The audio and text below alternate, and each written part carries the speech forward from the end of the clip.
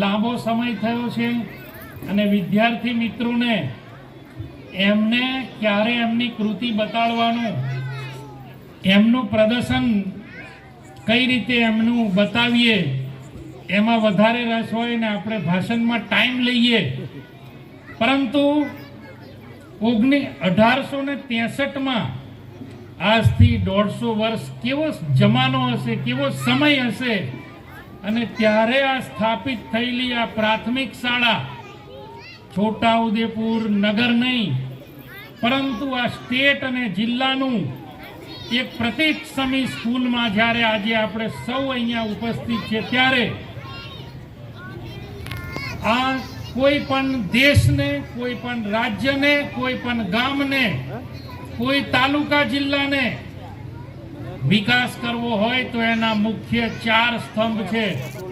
અને એ 4 સ્તંભની અંદર સમાજ, શિક્ષણ, આર્થિક અને રાજનીતિક એના જે પાયા છે એ પાયા પૈકીનો આ શિક્ષણનો પાયો ખૂબ મહત્વનો છે. જે રાષ્ટ્રને આગળ વધવું હોય, જે રાજ્યને આગળ વધવું હોય, જે તાલુકા જિલ્લાને આગળ વધવું હોય તો એમાં એનો શિક્ષણનો પાયો મુખ્ય છે.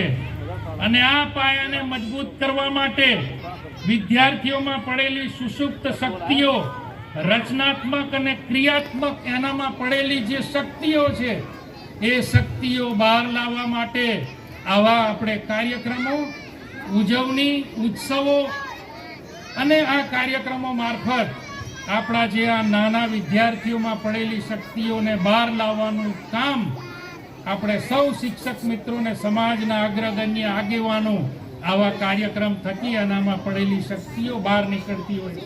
અહીંયા સર્ટિફિકેટ, અહીંયા પ્રમાણપત્રો આપવામાં આવ્યા.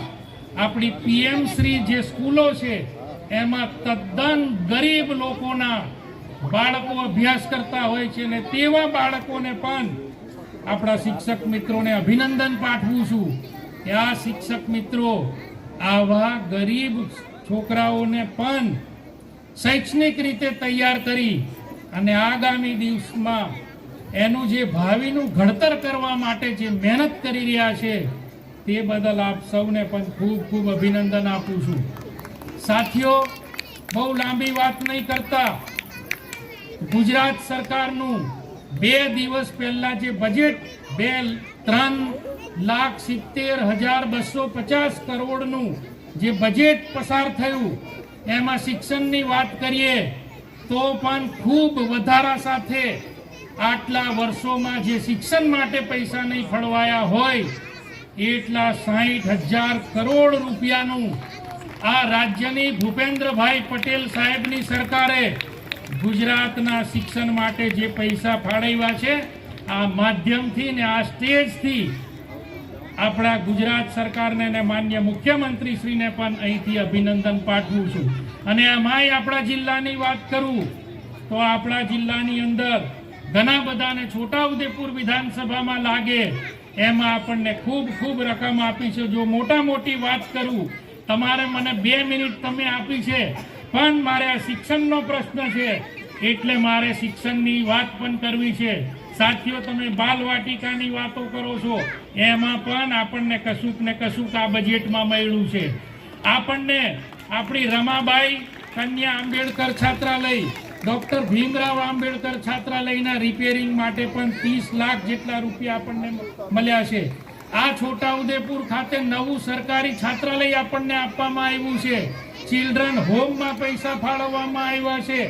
એવી જ રીતે ધુમાલી મુકામે 8 કરોડ ને 43 લાખના ખર્ચે નવી સરકારી વિજ્ઞાન કોલેજના ભવન માટે પણ આપણને પૈસા મંજૂર કરવામાં આવ્યા છે.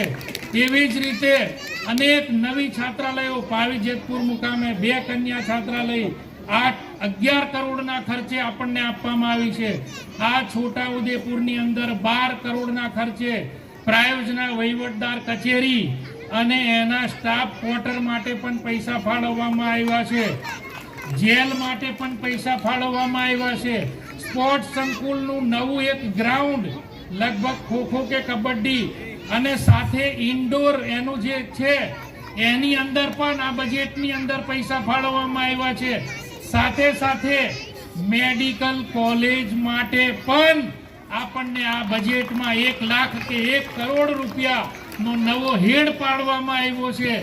એટલે હજુ તો ઘણું બધું કહી શકીએ. છોટાઉદેપુરથી કેવડીને દેવગઢ બારિયાને લઈએ તો 4 લેનનો નવો હાઈવે પણ આપણને અહીંયા મંજૂર કરીને આપવામાં આવ્યો છે.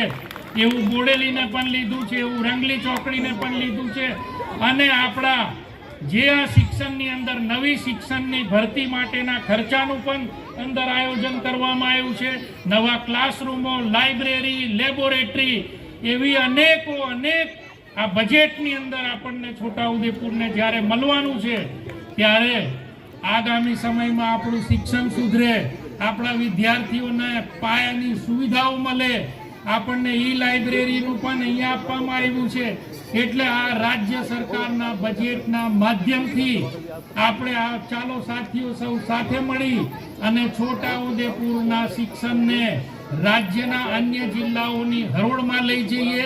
આપણા વિદ્યાર્થીનીઓ અને આના માટે કંઈક આપણે કરી શકીએ એવું સાથે મળીને આયોજન આગામી દિવસોમાં આપણે કરીએ.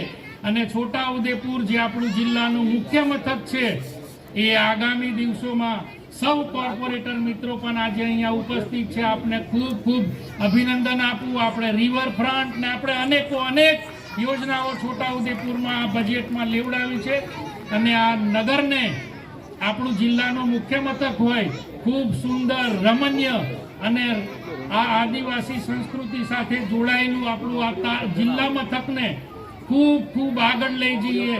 અને એ જ શુભેચ્છા સાથે આપે અમને આમંત્રણ આપી આ સ્કૂલના કાર્યક્રમમાં ભાગ લેવા માટેની જે તક પૂરી પાડી છે, આપ સૌ આયોજકોનો દિલના અંતઃકરણપૂર્વક આભાર માનું છું. ભારત માતા કી જય, વંદે માતરમ, જય જય ગરવી ગુજરાત. છોટાઉદેપુર સહિત રાજ્ય, દેશ અને દુનિયાના સમાચાર જોવા માટે સબસ્ક્રાઈબ કરો તીર સમાચાર અને બેલ આઇકોન જરૂર દબાવો.